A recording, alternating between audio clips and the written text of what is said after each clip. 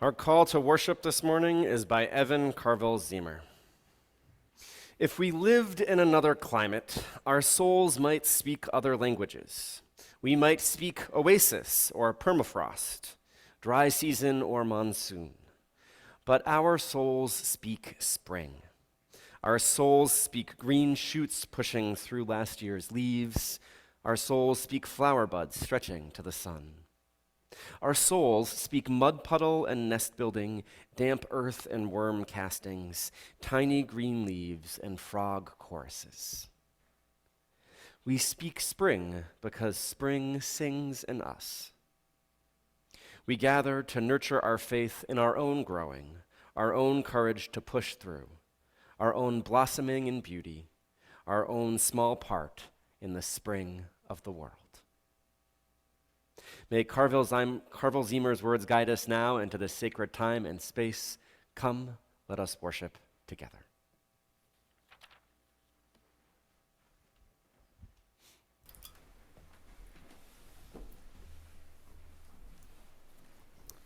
As Unitarian Universalists, we draw from many sources, including the wisdom of world religions and our direct experiences of mystery and wonder. And so today we kindle our symbol, our chalice flame, in honor of those world religions that are having big days and big weeks right now, and of the ways that we experience those. So we lift up today Ramadan, we lift up Passover, and we lift up Holy Week, which today begins with Palm Sunday. So much story and so much wisdom and so much mystery in our hearts. Let us say together our chalice lighting response in your order of service and on your screen. O flame of our faith, open our hearts and fill our bodies and souls with persistent strength. Enliven our spirits and engage us deeply in this life of ours, this sacred, essential moment now. Our opening hymn is in your gray hymnal. It's number 104, When Israel Was in Egypt's Land. Number 104 in your gray hymnal or on your screen. Let's rise in body, rise in spirit, and sing together.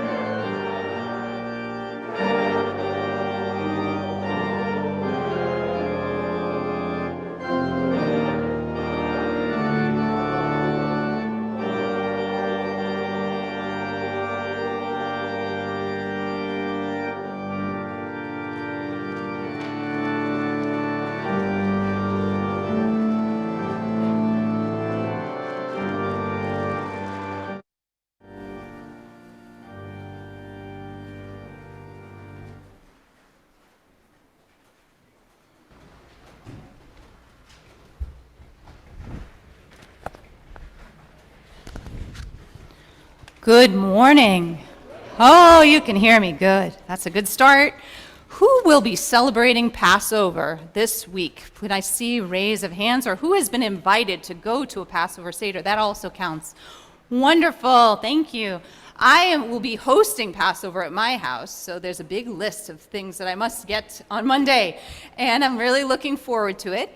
And often we have celebrated with a community Seder here at First Parish, and Dana Snyder-Grant and I keep on saying, next year. So next year, you are invited to celebrate with us in the parish hall again. And if you are invited to attend a Passover Seder, I do encourage you to go, because it is both a meal and a ritual celebration, which we'll be learning more about today.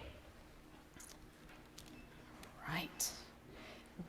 We will be having a special table during our coffee hour today. Dana Snyder-Grant, who's the lead of our Jewish Awareness Group, and I will have a table. So we invite everyone to come by. We'll have resources, children's books, some readings to reflect on the themes of Passover at home. So please come by our table. And a very important part of Passover is the telling of the story of Moses and Pharaoh. And so you just sang a song that had a lot of those themes in it. We're going to make that a little more detailed now. And I've asked Seth if he would help, and my daughter Liza to help. This one's for you. And my daughter has the plagues, not the plague, thank goodness. And I'll also be needing help from everybody, so please pay attention. Once upon a time, a very, very long time ago, a new ruler came into power in the land of Egypt. The new Pharaoh enslaved the Hebrews, forcing them to make bricks and to build his cities. One day, as Moses was guarding his sheep, he saw a strange sight. It was a bush. It was on fire, and yet it was never burnt up. And from that bush, Moses heard the voice of God. And so I ask you, people of First Parish in Concord, who is ready to be the voice of God this morning? Oh, wonderful.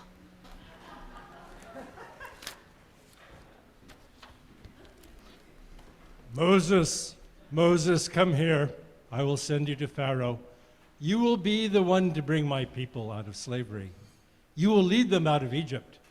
You will negotiate with Pharaoh.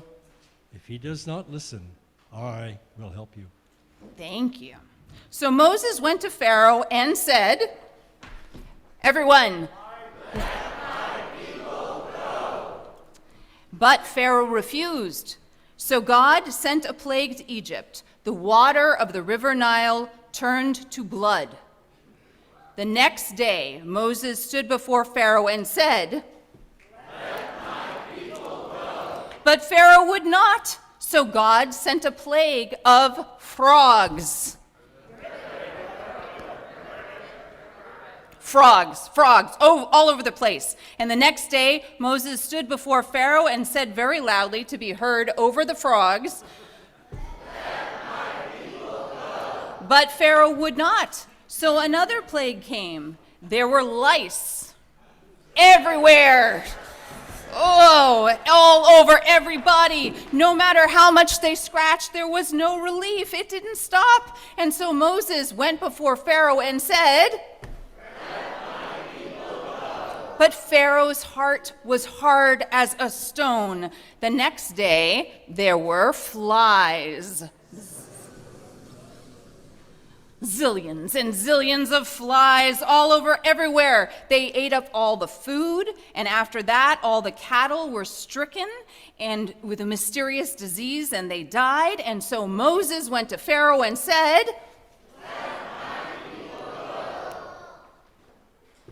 but Pharaoh said no. And the next morning, the people awoke with boils all over their bodies. Oh, they were in pain. They were in discomfort. And so Moses went to Pharaoh and said, let my people go. But Pharaoh's heart was hard as a stone. The next, there was a terrible storm. It was hailstones. And so I want to hear you knock on the pews. Make a hailstorm. There was lightning. There was thunder. And Moses went to Pharaoh and said,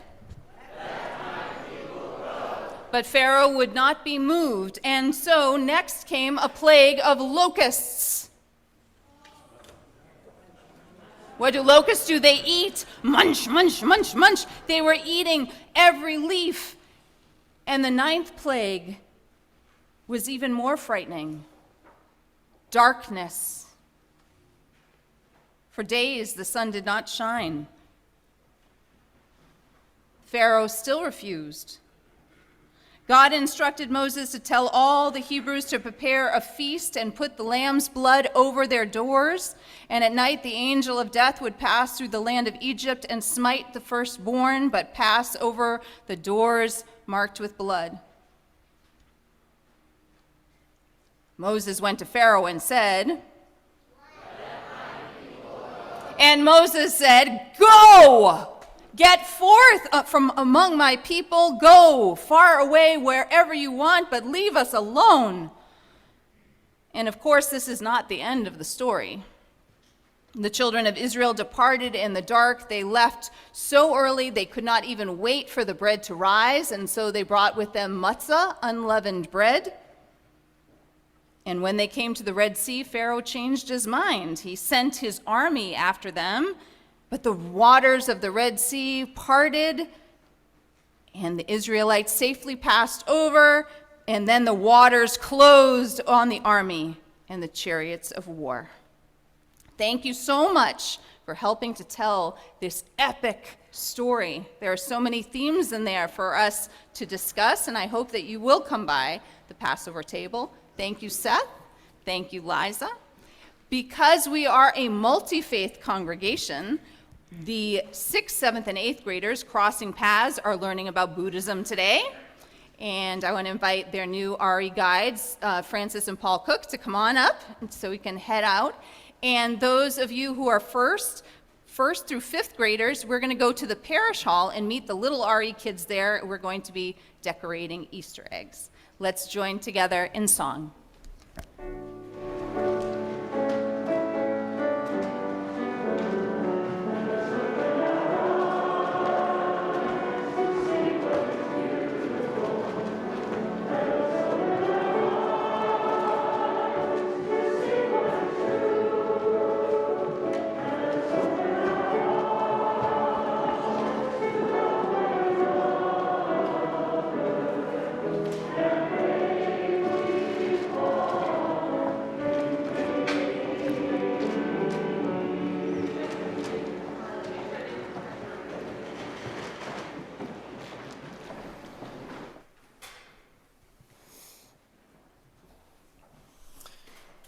Our reading this morning is by Rabbi Jeremy Bruce. He wrote, one of Rabbi Jonathan Sacks' most influential publications was his commentary on the Passover Haggadah, the central text read at the Passover Seder night meal, when Jews gather to remember the story of the Exodus from Egypt and commemorate the birth of a nation freed from slavery. It recalls that fateful moment when Moses is sent by God to Pharaoh with the command to, at the Passover Seder too, Jews do not simply recite the ancient story set out in the Haggadah. Each person, each generation retells the story, adding their own interpretation and their own perspectives, adding new layers to the story. Rabbi Sacks argued that this retelling of the story is the very foundation of the Jewish nation, reinforcing the Haggadah text itself, which states, every person must see themselves as having been liberated from Egypt. This means that everyone gathered at the Seder meal must tell the Exodus story from their unique perspective. Participants imagine themselves as slaves in Egypt, being liberated by God that very night. Each celebrates their own story of freedom. Why is there this emphasis on personalizing an ancient story? How can that be crucial to the identity of a nation? Rabbi Sacks teaches that Quote, freedom is not born overnight. It needs patience and training and carefully acquired skills. It needs an education in freedom. Without it, a society can all too quickly lapse into chaos or conflict, rivalry, and war. End quote. Freedom can only be built on an ongoing conversation about the meaning of freedom and human dignity, and that conversation must be constantly refreshed. Our stories of becoming a free nation are not only foundational narratives, but should be an inspiration to every person to continue to fight for a world of freedom. A free nation is built on the stories of its people. But there lies the danger. It is all too easy to tell one story, a story that does not celebrate the uniqueness of a people, does not simply celebrate the uniqueness of a people, but also denies the unique stories and perspectives of others who are also a part of that story. He concludes, Passover teaches us that our foundational stories must be constantly renewed and refreshed, understood through the lens of multiple perspectives. The facts remain the same, but through interpretation, they are made newly relevant and meaningful to each new generation.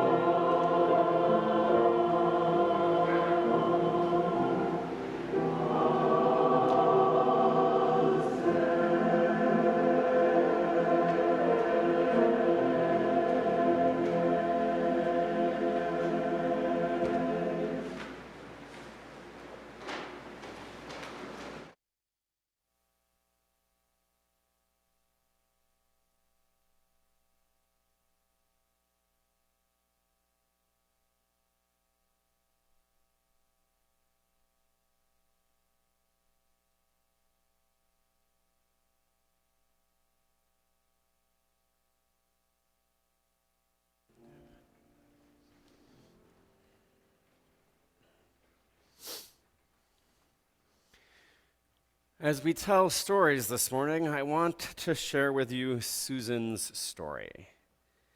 Not Susan C.'s story, even though her story of how she comes to have the answers to all of the questions of life would be a fascinating one. Not Susan's story, Susan, my mother, who birthed me and raised me and all of that. That's also a very interesting story, though. And not the Susan of my mother-in-law, my spouse's mother. There's so many Susans. This is a different Susan. This is a Susan who grew up here, who was born here in Massachusetts in the early 1800s. She moved to New York during her childhood and was raised Quaker for a while and held on to her Quaker faith most of her life. But then when she moved to the Rochester area, she discovered the First Unitarian Church of Rochester and attended that church her whole life. So she is one of ours. And she worked hard to fight oppression and injustice her whole life, ultimately dying in 1906. So as you may have guessed, this Susan is Susan B. Anthony. And her death in 1906 is relevant to our story because the 19th Amendment, giving women the right to vote, wasn't passed until 1920, 14 years after her death. So Susan B. Anthony spent her entire life working tirelessly for the right to vote for women and didn't ultimately in her lifetime achieve that triumph, even though we got there, thank God. This is a story, another story of resistance. And we heard, of course, from Amy this morning. Amy shared with us the story of Passover, which is another story of resistance, a story of seeking freedom. Another story I'm going to encourage us to think about is the story of why the holiday exists. Why do we have Passover? One of the purposes, as we heard from Rabbi Bruce in our reading this morning, is for each participant to tell their own version of the freedom and resistance story, to make it their own, and to be part of the larger story we tell. And so my first question this morning for you and for all of us is, what is your story of resistance, of fighting for freedom? The short version of my story is that I was a liberal kid who grew up wanting to fight injustice. Or not fight justice. I like justice. To fight injustice. But I was too often unaware of my own privilege. I check all the privilege boxes, right? I'm white, male, cisgendered, heterosexual. So my story is a story, and this is the very abridged version, but this is a story about how I learned how much my identities give me privilege that I often used as a younger person without being aware of it. And so the story then comes to me as an adult, learning about my privilege and changing how I operated in the world, trying to center the voices of more people with marginalized identities and work to fight injustice with a much better understanding of my place in the scheme of things. And I'll just say as where I am now, I am still learning. Right? I have learned a lot, and I still have a lot more learning to do as I learn how to work for freedom, equity, and justice, and to resist. So that's the short version of my story. What is your story? If you were to tell your version of the Passover story, or just your story of resistance, what has your journey looked like?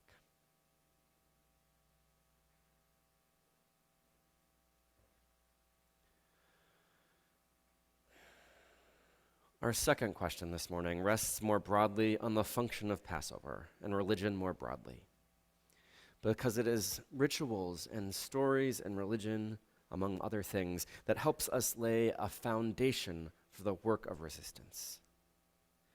Because the work of resistance is hard. And if it's not hard, we're probably not doing it right. The work of resistance is showing up at meetings, showing up at rallies, showing up to vote. The work of resistance is reaching out to help others. The work of resistance is giving of yourself, money and time, and in other ways. The work of resistance is organizing. The work of resistance is going outside your comfort zone to help those, to be an ally and to help those who are working to fight for themselves.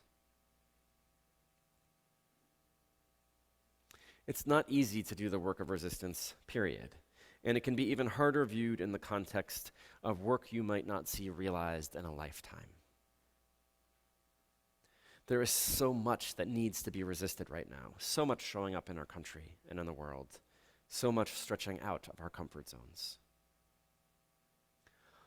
All of the injustices that need to be addressed.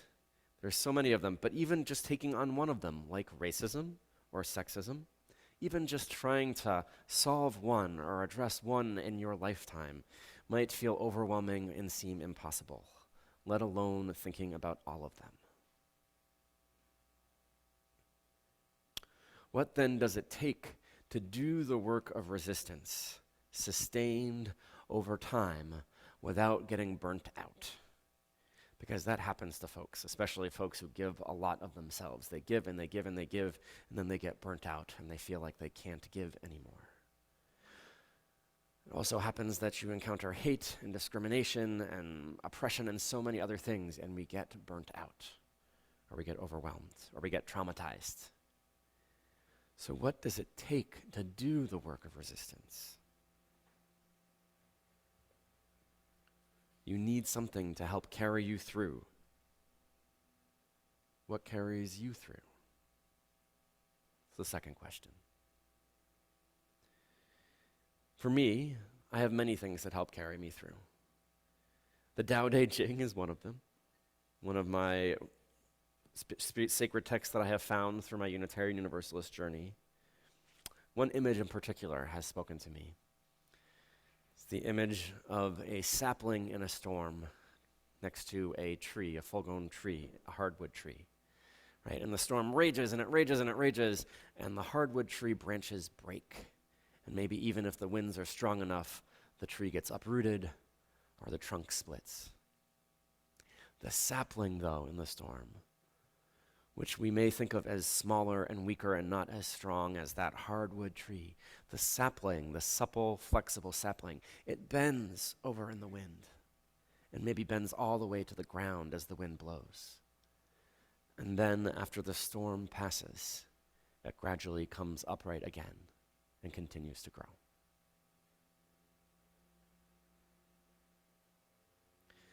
The verse from which this image comes for me is chapter 76 of the Tao Te Ching. This translation is by Henry Way. Man is soft and weak at birth. At death he is hard and rigid. The 10,000 things, herbs and trees, are soft and delicate when growing up. In dying, they wither and look haggard. Thus, hardness and rigidity are companions of death. Softness and weakness are companions of life. Therefore, armies, having become rigid and strong, will not win.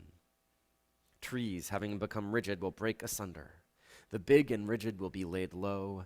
The soft and weak will be lifted up. So that's one of the things that I've found to help carry me through. And there's more. Yoga has been a wonderful practice for me that has helped carry me through hard and challenging times. Susan B. Anthony's story is one that carries me through, of a reminder of why it's so important to do work that might last beyond our lives. What carries you through? What is your foundation? What story or stories do you tell that give you hope? What ritual or ceremony have you repeated often enough that it gives you hope and uplift in the hardest times? What poem or reading or story do you return to when you're in a place of discomfort and challenge? What spiritual practice replenishes your stores of hope and inspiration?